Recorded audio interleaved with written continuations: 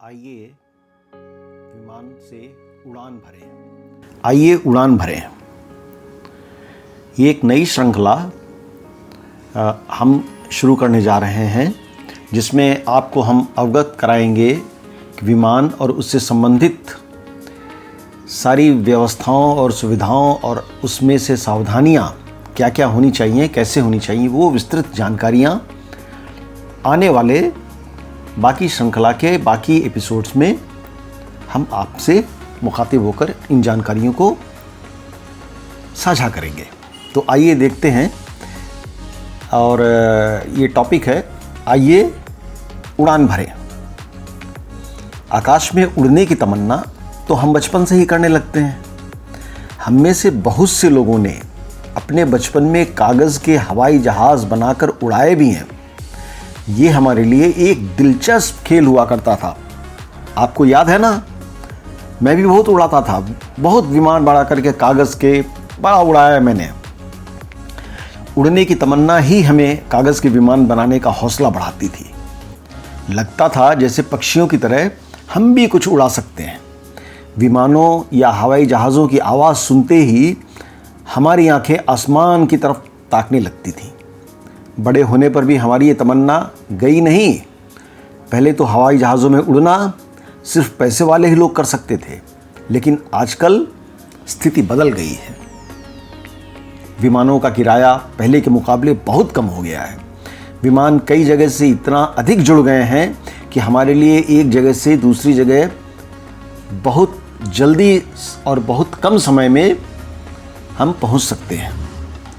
विमानों से सफ़र करने में समय कम लगता है, अतः हमारा बहुत सा समय भी बच जाता है। आज की व्यस्ततम ज़िंदगी में जहाँ सिर्फ 2-4-10 दिन की छुट्टियाँ ही मिलती हैं, अपनों से मिलकर उनके साथ अधिक समय बिताने में विमान यात्रा बहुत सहायक करती है।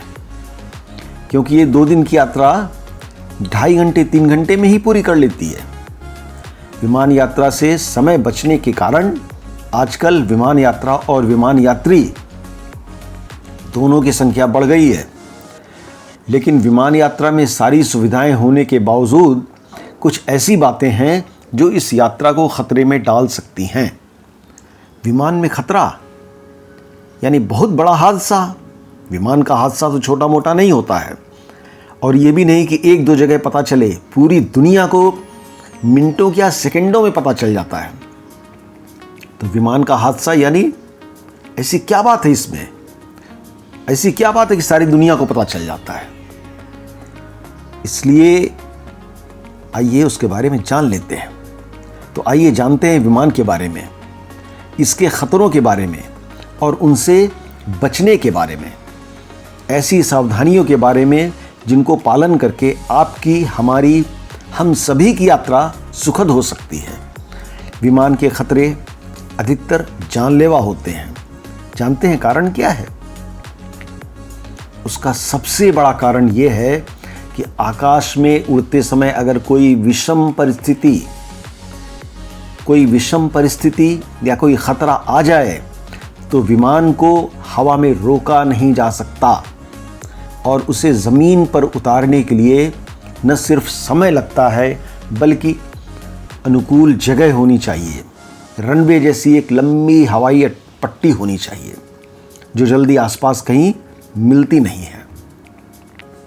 हम आने वाले अपने वीडियोस में आपको विमान की यात्रा तथा उससे संबंधित बाकी वे सारी बातें बताएंगे जिन्हें आपको जानने की ज़रूरत है।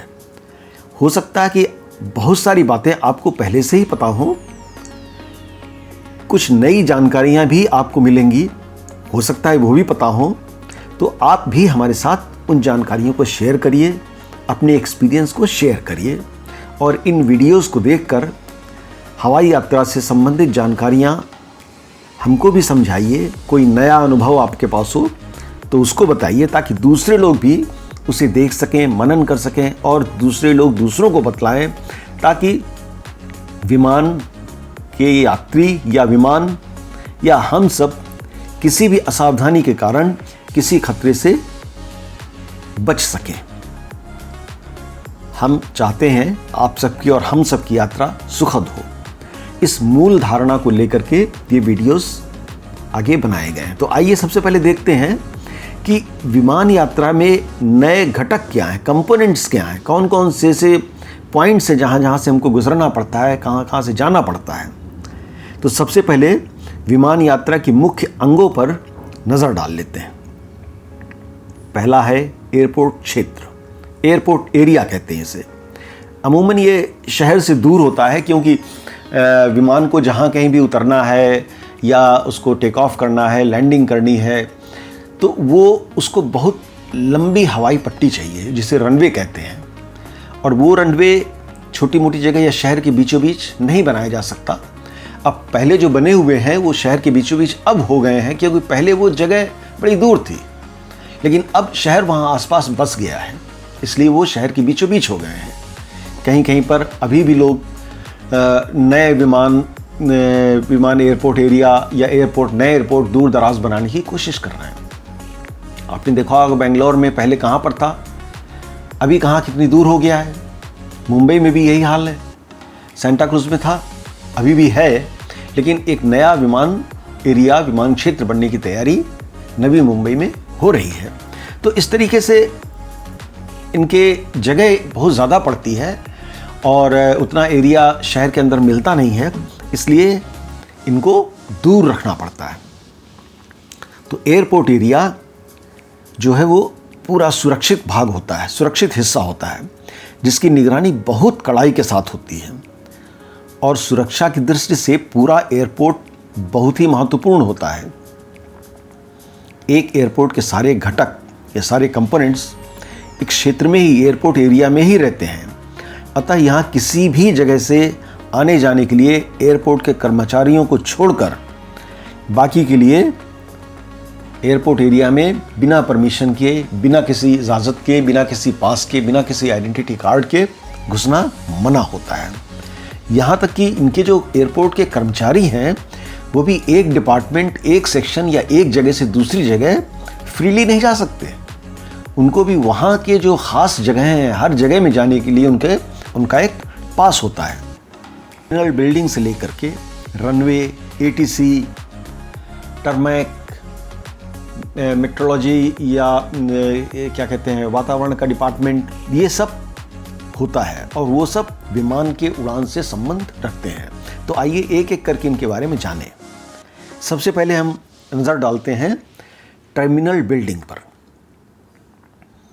टर्मिनल बिल्डिंग, विमान यात्रा के लिए घर से जब आप एयरपोर्ट पहुंचते हैं तो पहुंचने के बाद सबसे पहले जिस बिल्डिंग या भवन में आप प्रवेश करते हैं उसे टर्मिनल बिल्डिंग कहते हैं।